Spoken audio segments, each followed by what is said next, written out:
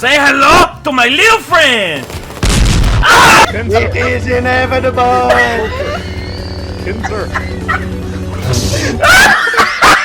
I'm trying to build an alliance here. Oh, you and me? Oh, okay. Sorry. Oh, home run! You threw him out the window! We're going on a field trip. A field trip. A field trip. Sorry.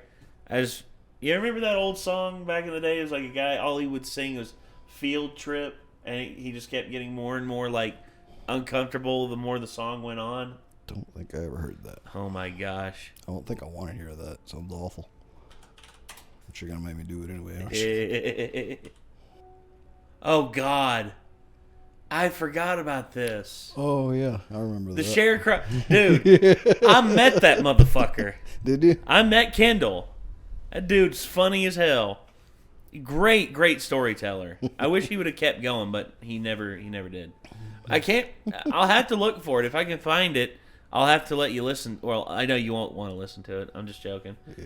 But I just remember like someone, it was in AMV Hell 3. I remember that because they did like 2 bits with it. And I remember watching it just like, what in the hell? What is this song? But field trips are something I always looked forward to whenever we were in school.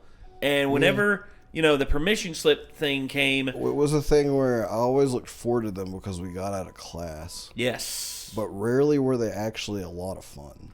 Well, there were some that were actually really fun. We go to boring fucking places and stuff, and I'll be like, man, this sucks, but I guess at least it's better than doing work. Classwork, I remember we went to one of these places around here. It's just like when you step through this gate, you're in like 1835 or something like that. I forget which one it was. And we stepped through, and it's just like, well, how y'all doing? Y'all are dressed pretty strange. Y'all from out of town, ain't you? It's like, oh, God. So I had 3 awesome field trips that I remember. 2 of them were art club field trips in middle school. One to the aquarium and one to the zoo. Those were pretty fun. Yeah, I wasn't as scared of sharks back then because I hadn't seen the horrible fucking videos that I've seen now that traumatized me for life.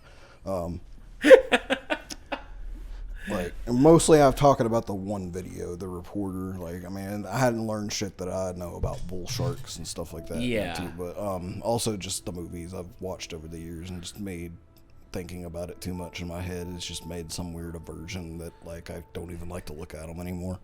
But anyways, the 3rd field trip that I had is the coolest fucking field trip I've ever been on, and it was with the band my freshman year at high school. Ooh. And we went to Boston. And in Boston, there are 2 things I specifically remember other than just touring the place and seeing all the really cool historical sites and stuff. Mm-hmm. One was the Fire and Ice restaurant, which is the greatest fucking restaurant I've ever eaten at. It's amazing. Let's go up there. They have a bar, and it's all cold refrigerated meats and stuff on the bar. And you put it on your plate, you get the sauces you want, you take it over to a place and hand it to the dude, and then he cooks it in front of you. Nick, how would you feel about going to PAX East in Boston this year? I don't know. I mean, Poppy Rick's going, and he asked us if we wanted to go in on a hotel or something with him and try and make that a thing. There's going to be a lot of other YouTubers there, and I'd be very interested to meet them and see if they recognize us. Maybe. But the other thing was we got to see the Blue Man Group. And that was kick-ass as hell. Very nice. Also, you'll get a chance to eat at Fire and Ice again. On the same, if it's still there anyways. It should be. That's been a long fucking time. Hold on.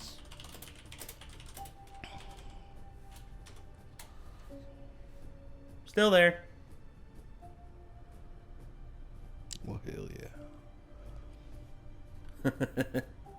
Damn. Yeah, all-you-can-eat grill where guests customize each meal with Latin, Italian, and Asian-inspired options. There you go. It's still there. It was everything that I got, was delicious.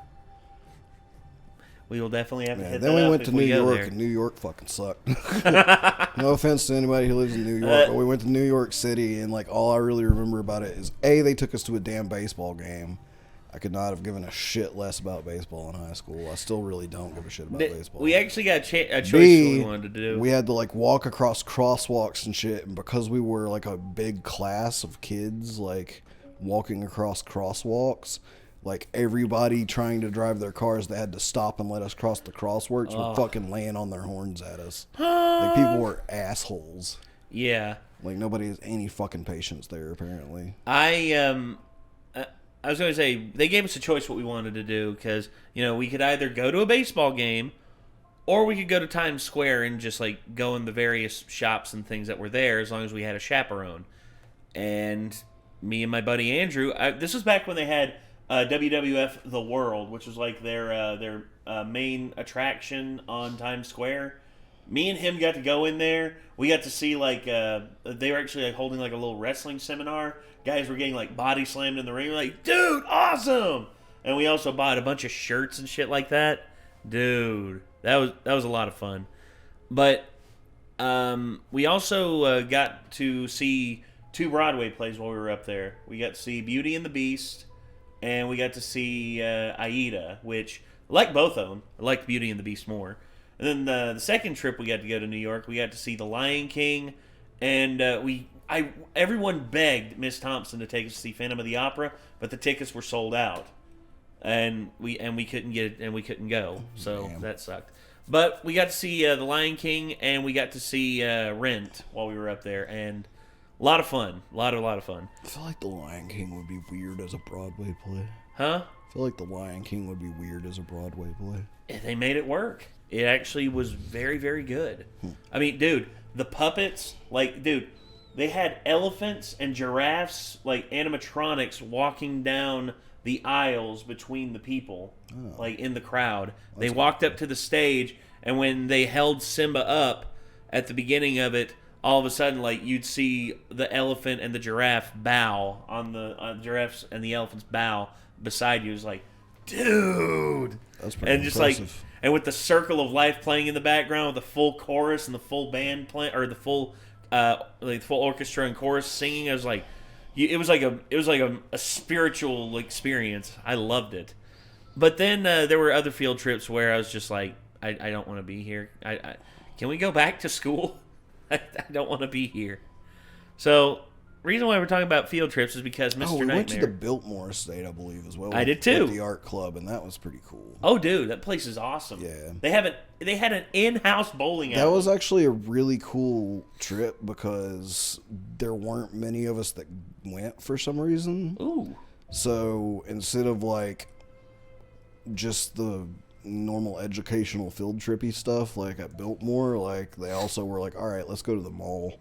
Like we went to the mall over I think Asheville or somewhere. I've never we didn't do that. It was the biggest mall I'd ever been in at the time, and so it was pretty cool. I was like, they have a fucking 2-story bookstore in this mall. Hell yeah. I've been biggest one I've ever been in. I've been to the Mall of America. That place is gargantuan. Oh my god. Like, you talk about a super mall. That is the emphasis of it. God have mercy. Oh, the teachers were like crazy, like insane. Like they took our class of kids. Like there were, I said there not that many, but there was still a fair amount of kids at least to keep track of. And we're like, all right, y'all can split up into groups and go by yourself out into the mall, and just meet back here by this certain time. And I'm just like thinking about it, like, how insane is that to trust middle school kids to just split up in a fucking city that's not their hometown? Again. And trust them to come back and meet up with you at a certain time, and not to mention, like, the idea of, like, fucking crazy kidnapper people and shit. Well, again, dude, that's why when we went to New York, we had to have a chaperone with our group to go places. And, you see, Asheville's not as big a city, but still, there's some pretty creepy dudes and creepy people there. Not to mention just like the trouble that like kids could have gotten into in the mall. Like we were all pretty good kids, so I guess that's why our teachers were actually like trustworthy enough to let us do that. But yeah, I just remember being pretty psyched because that was like my first taste of like public freedom, essentially. Like with friends, like we have like 2 hours in a gigantic mall to just fucking chill and run around and do what we want. Damn. It was pretty fun. Well, the reason why we're talking about field trips and shit like that is because we have 3 scary field trips horror stories by Mr. Nightmare to watch. These were recommended to us on our Discord. So that's the whole thing. That mall situation could have very easily ended in a horror story. Yes. All of a sudden you go to the bathroom and all of a sudden someone gets in the stall next to you and be like, "Hey kid, do you want to go home with me?" No. No? I think you'd like it there. It just gets in the fucking stall next to you and just like, what? Do you want to see my cotton panties? God dang it. Like, oh! Just run out of there. Weirdest interaction I ever had in the bathroom was one time I was like at a urinal. I got in there and I just had to go. And I got in there and I just like was at the urinal and I had to fart like big time. And I let it rip. It was like a good like 7-8 second ripper. And all of a sudden I hear in the bathroom a couple stalls down. It's like, nice, bro. Thank you.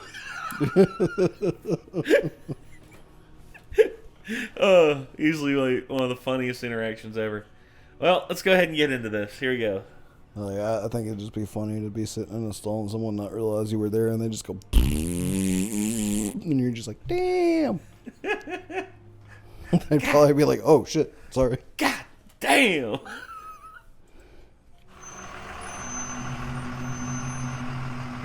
Nice bus. It's volume 3. We didn't get recommended volume 1 and 2. I think we took a field trip in middle school to a salt marsh in our town. It was for our science class to study marine life or something like that. I don't even remember. All I remember is we were in teams of 2, and our assignment was to take notes of certain things we could see through our binoculars.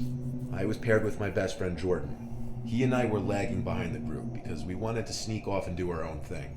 So when our teacher, Miss Stern, and the 2 other teachers on the trip with us were far enough away, we turned around on the path and went a different way. What an The whole appropriate salt marsh teacher was name. just a large maze of Miss Stern.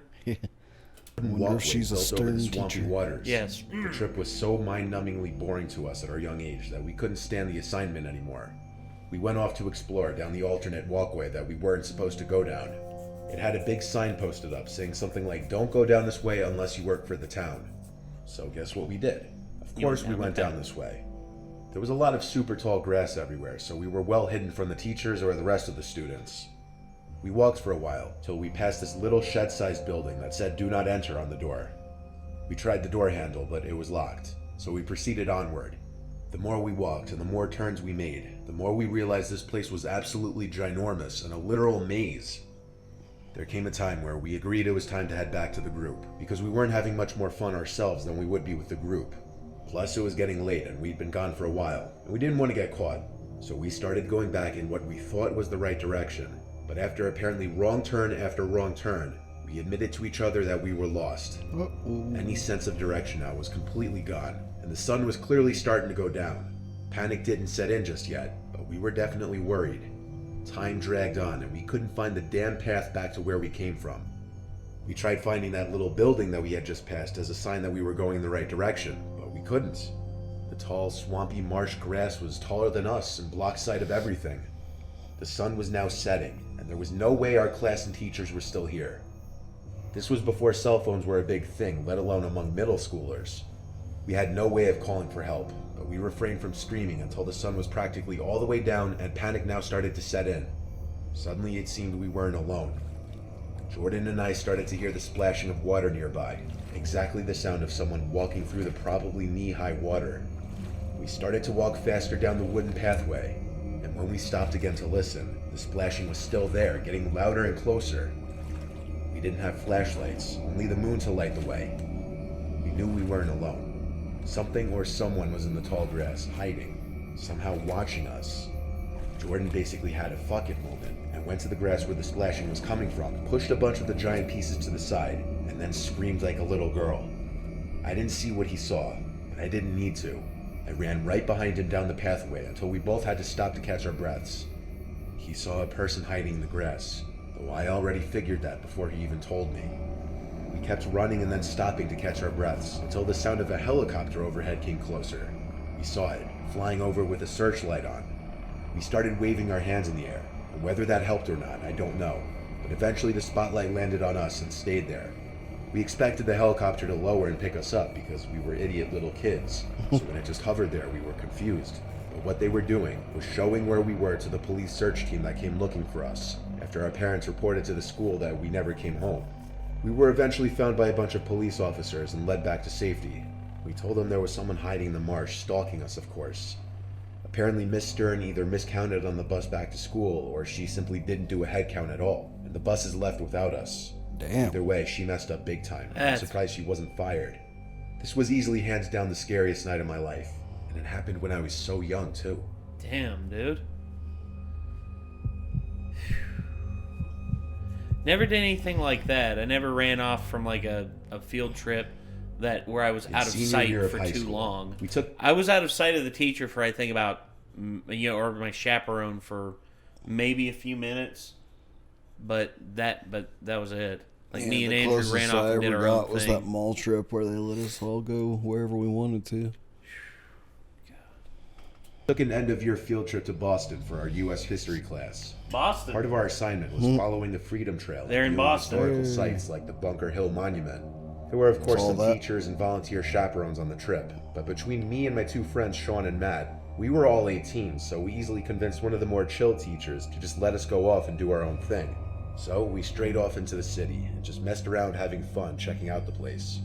We checked out Boston Harbor, where we got food at some waterfront restaurant. Then we checked out the Quincy Market and some other historical landmarks. And then finally we ended up at this little cemetery called the Granary Burying Ground. This is where the horror to this story began. There were of course a few other people in this little cemetery besides the three of us. We weren't exactly that interested in it. We were just walking through it because it was basically one of the major things on the checklist of places that we were supposed to see. Looks familiar. Anyway, there was this one guy who caught my attention. He was wearing this old-looking trench coat and a small top hat. It was definitely too warm out to be wearing a trench coat, I know that. Yeah, I definitely. A gray mustache too, and that's about all I really remember of his appearance. The reason I... Say what? I definitely went there. Yeah, it's the most popular cemetery. It's where a lot of like American patriots are buried. I picked up on him was because he was looking right at me, just standing still. He wasn't walking along looking at the gravestones like everyone else. I said to my friends in a slight murmur, "Why is this guy looking at me?" as I walked past them, making sure they followed me out of there. As we got back to the street, I told them more loudly that I was being eyed down by some weird-looking old dude. Neither of them took notice, but I didn't want to go back to point the guy out, so we kept walking. We were supposed to meet everyone on the trip at the Quincy Market at 5, so we started making our way back there. A few minutes into our walk, I turned around for whatever reason to look behind me, and there he was again. That old man in the top hat not too far behind me. I noticed him through the crowd. He had on his same neutral, almost unhappy-looking face, his gray mustache covering most of his lips. And yes, it seemed like he was looking at me again. He wasn't even moving. I turned back to face forward and didn't see anything. If it happened again, I'd know something was up. And it did. At the Quincy Market, when we were about to meet with the rest of the group, I saw that man again, far away by a street corner, facing me. He almost blended in with the crowd if it weren't for his top hat. I ran up to Sean and Matt and pressed their shoulders to get them to turn around and look. I pointed at the corner that the man was at not even 10 seconds earlier, and he was gone.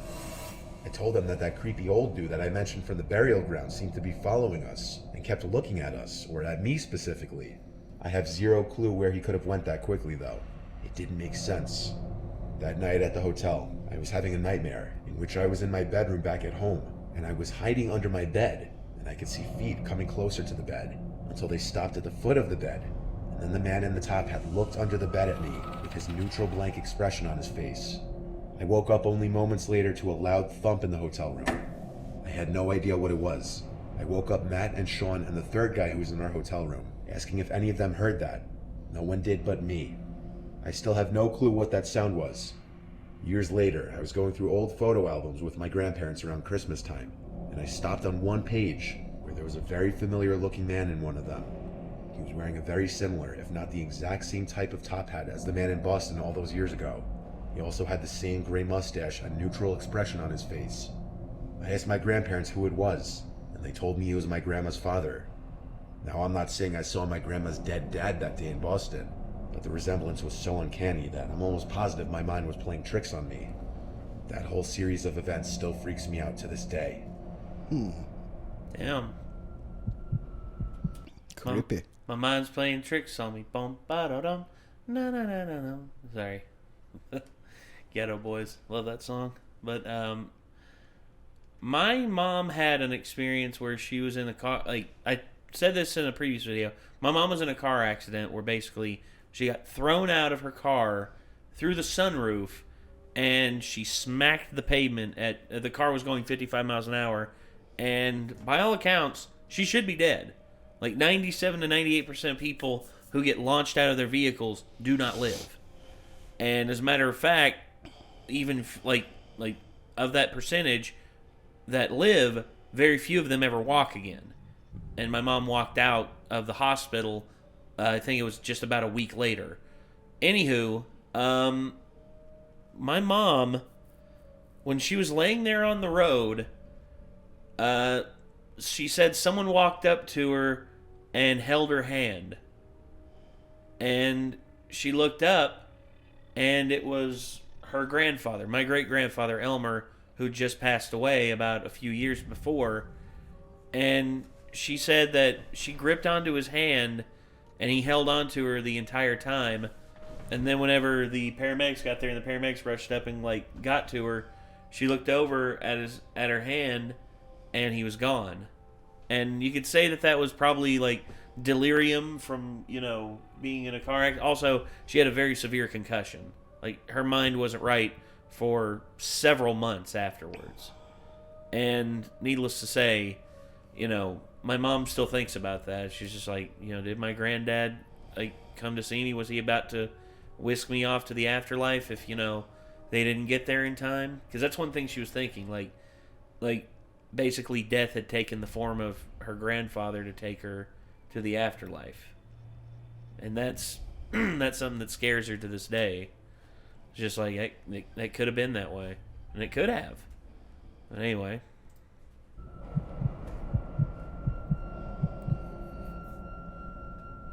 This takes place back in November of 2013.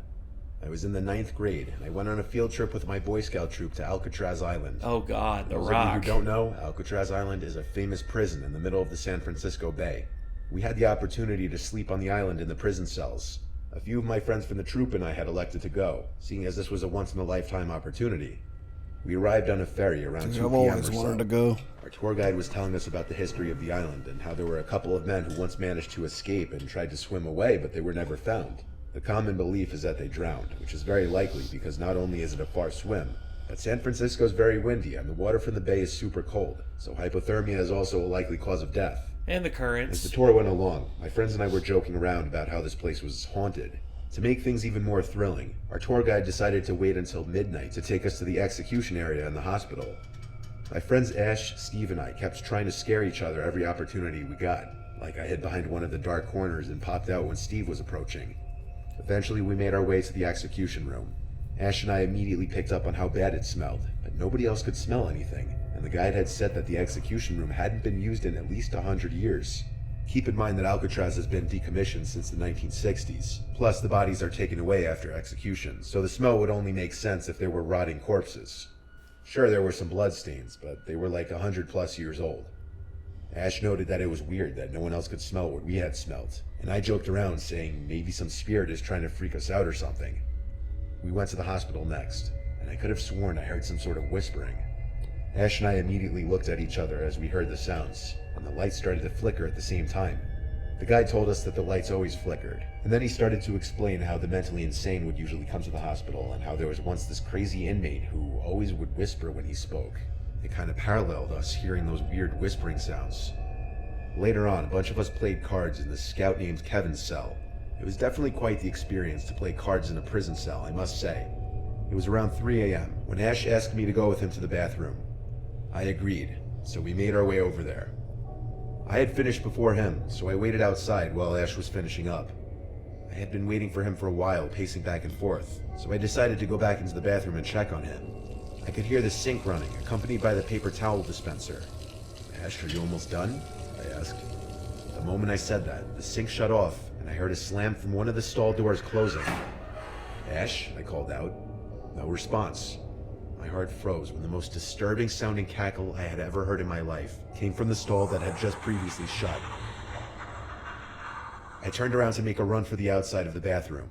I screamed for Ash, yelling this isn't funny, and he replied from the other side of the door, "What are you talking about, dude?" He opened the door, but I didn't stay inside of there. I went back outside and told him what just happened. His jaw dropped, and he had the most worried look in his eyes. Then he asked me, "If you were in here this whole time, then what was that breathing I heard outside?" We both realized that something was seriously off. We sprinted out of the bathroom as fast as we could, and made it back to the cells where everyone was asleep. We decided not to wake everyone and to just get some sleep. About an hour after falling asleep, I was awoken to the sensation of someone tapping my back. I scanned the room and saw nothing, but I knew I was not alone. With the slightest bit of vision in the dark, I saw something black in the corner of the cell. I let out a blood-curdling scream. My scoutmaster came over and asked me what the problem was. I didn't even know what to say. Needless to say, Alcatraz has a long history, and what my friend and I had experienced was nothing short of paranormal. Damn. Yeah. Yeah, supposedly, like, I think that's on the top 10 list of most haunted places in the United States. Alcatraz. So I've always wanted to go. Yeah, Alcatraz Island. It's like, I've The never Rock. seen anything, like, I heard some weird sounds before, but I've never seen anything that, like, made me question, like, oh, that was, like, a paranormal thing. And, like, I've always wanted to just go somewhere that's supposed to be stupidly haunted, like, in hopes of, like, maybe finally seeing something and being like, oh, crap, I did see something. Know what I mean? Yeah, I again, man, you I like. think that's it's my, just- my dumb white person sense of, like, or lack of sense of self-preservation when it comes to paranormal shit. Again, man, there's just so much that we don't know about, and I just feel like here with with the history that Alcatraz I would have, you would probably experience something. And if you do, I mean, If there is stuff to be experienced, Yes. that would be a place to experience it. yes, It's like, or you probably just go and have a perfectly uneventful night. Like, it's hard to tell. and I'm looking here at penitentiary costs more to operate than any other prison. $10 per day. I guarantee you that's because of like curry or ferry costs, because ferrying over food and stuff like that would cost a hell of a lot more than Atlanta, which is basically you just drive it to the prison like, oh, hey, here's your food. Yeah. George Moscone. That's the one that was killed along with Harvey Milk.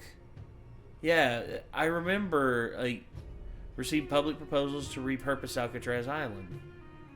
And he basically...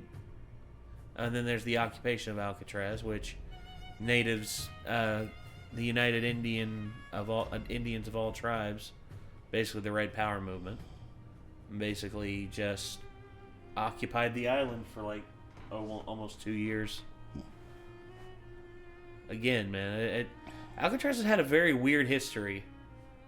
Very, very weird. And looking here at the map, it's just like we got the Model Industries building, the Powerhouse, the Quartermaster, the New Industries building, and then the Post Exchange and Officers Club. See, the other thing about morgue. it too, if I went, I don't know that I'd actually want to spend the night. I honestly, hey, Jake the Viking. If you have gone to Alcatraz Island, awesome. But, dude, if you're down to go back to Alcatraz Island and spend the night with us, dude, I'd love to have that. Because, Jake the Viking's a savage, dude. He's one of the, he loves doing ghost trips and stuff like that. And I wouldn't mind doing that. Like I said, I don't know if I want to spend the night. Because if you go to spend the night, the only way I would spend the night is if we literally had, the ability to, if shit started hitting the fan, Leave. Well, like, you know, everyone change their mind and leave. Like, well, we could have a boat tied up in the dock. You know, like I want someone who is at the dock that's like waiting, like just in case someone chickens out, to take them back to the, you know, other side, like, because, you know, say shit just starts happening to one person and they're like, oh fuck this, but everybody else is like, dude, you're just imagining shit. Yeah, you're full of crap, man. Like, you have to be there with whatever the fuck's going on with you, like, because everybody else won't leave.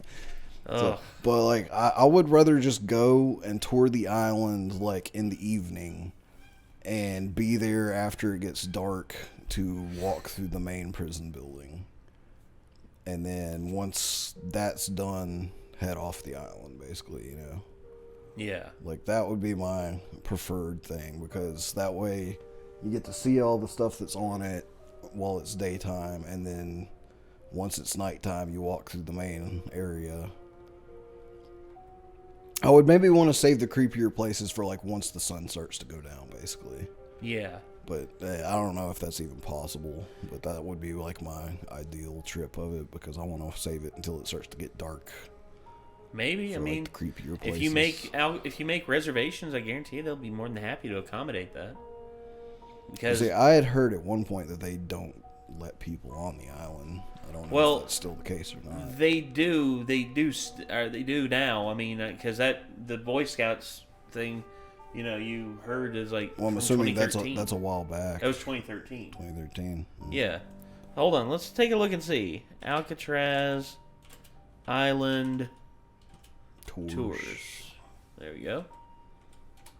Oh, so 2022. There we go. Yeah, tours starting at $39. Damn. So yeah. Where is Alcatraz located again?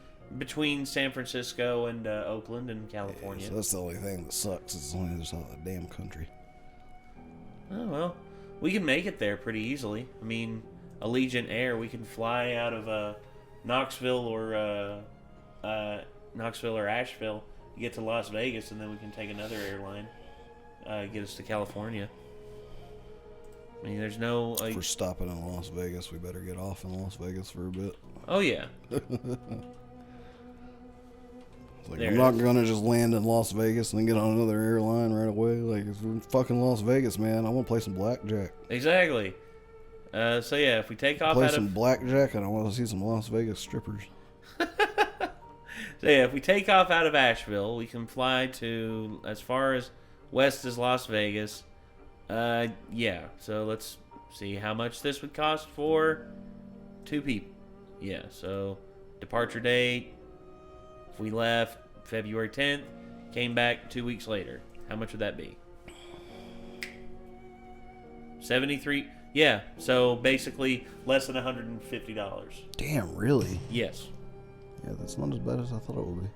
There you go. And I showed Rick this, and Rick basically flipped out when he's like, "You mean I could fly from New Jersey to Asheville, and then y'all can come pick me up?" Yep. Dude! Yes! Like, there you go. So, yeah. And plus, you would leave at 6 a.m. He needs to plan that next time we have a show in Asheville. Oh, Rick coming down to see y'all? Yeah.